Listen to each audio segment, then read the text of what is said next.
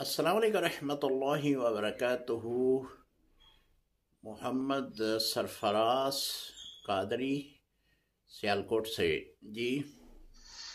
السلام علیکم ورحمۃ اللہ وبرکاتہ۔ مفتی صاحب کیا حال ہے؟ خیریت سے؟ ٹھیک ہے، طبیعت ٹھیک ہے؟ اچھا، ایک سوال ہے،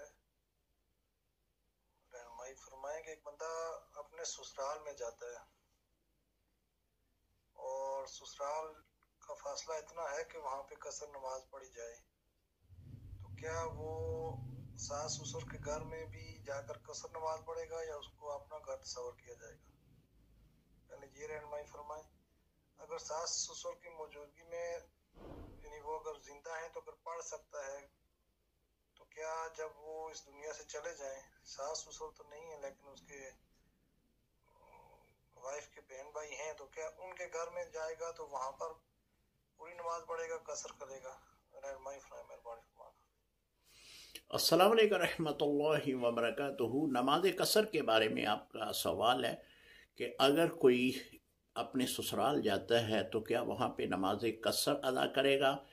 جی، اگر وہاں پہ 92 کلومیٹر کا سفر کے بعد یا 92 کلومیٹر کے سفر سے زائد سفر ہے اور 15 دن سے کم وہاں ٹھہرنے کا ارادہ ہے تو پھر تو نماز قصر پڑے گا۔ اگر کوئی 15 دن سے زائد وہاں ٹھہرنے کا پروگرام بناتا ہے تو پھر تو وہ مکمل نماز پڑھے گا۔